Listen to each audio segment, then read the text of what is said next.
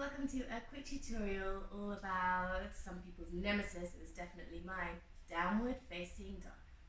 So the thing with downward dog is that, like with all folds, you have to have your back stretched, not so much the legs. The legs will come eventually, and for those of us like me who naturally have more of an anterior tilt to the pelvis, we want to try and get this rounding out of the lower back. So you want to try and lift the sit bones up.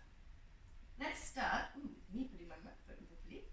So let's start with puppy pose instead. So come to child's pose, sit back on your heels, have your knees hip wide. Bring your arms out in front of you, check that shoulder wide. Spread all 10 fingers, and then you can decide, traditionally middle finger points forward, but I am no traditionalist. So I personally prefer my index fingers pointing forwards. Now push into your index fingers and your thumbs. So you want lots more weight on this part, and then the little fingers more to stabilize you. Rooting down through this knuckle is going to help prevent any wrist pain later on. Okay. Now look at your elbows, your elbow creases, that's the inside. Try to scoop them in and up towards the sky. And you feel this internal rotation with your shoulders, a spreading between the shoulder blades, and that is what we want in our downward dog.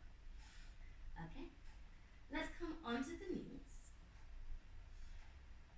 And just think about really spreading each vertebrae.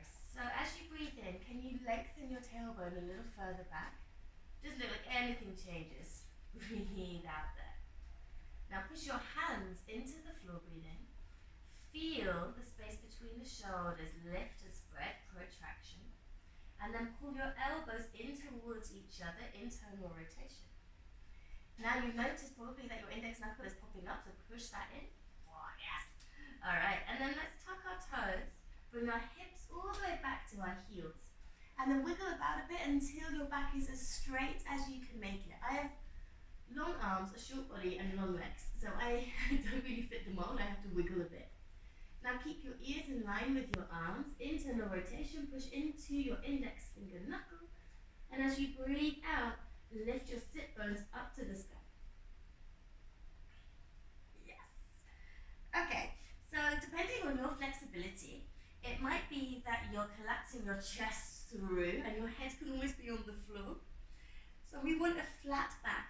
So that's when this internal rotation comes into play. So you can bend the elbows out a little bit, pull the insides of the elbows in and through, root into your index knuckles, and notice now that you are lifting automatically your front ribs up towards the space between the shoulder blades.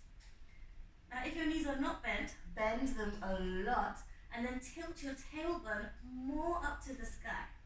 So you feel almost as though your belly is flopping out.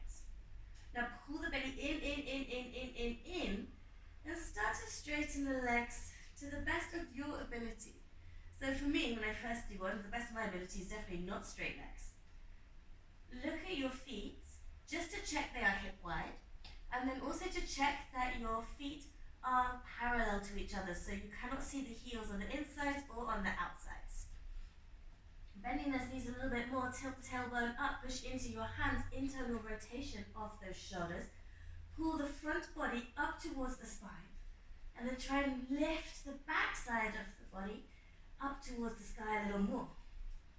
Okay, we imagine now that we're lengthening and grounding our heels towards the floor. Maybe they reach, for most of us they don't, and that's okay. When we've got to our maximum, we imagine the rest of it, visualization, and then we can lengthen the legs. If you need to keep a bend in the knees, that's totally fine. That was me the first 3 years of my practice. Push into your feet more. And the best way to imagine this, for me, is having somebody coming and pushing against your legs. If you've got someone to help you actually do that, get them to try and notice how much more energy you have in your legs. All right, let's do our last checklist then. Starting from the fingers, pushing into the knuckles, then helping our elbows to come in and towards each other, ears in line with arms, gaze about halfway down the mat. So you're not just dropping the head, your neck is in line with the spine, but there's no tension, have a little wiggle. lengthening with every breath in. Have this feeling in your tailbone lifts. Flare the sit bones out. Push your legs back. Ground the heels down. And I will try and remember this every single time we do downward facing dog. Okay. And the tiptoes, come onto your knees. You can hang out in child's pose for a few breaths. And then let's roll up. And there you go. So I hope this was a little bit clearer of all the nuances we have in downward facing dog. And as always, when something looks effortless, it took years of effort to make it that. So keep going wherever you are on your journey. It's absolutely perfect. Lots of love from my home to yours.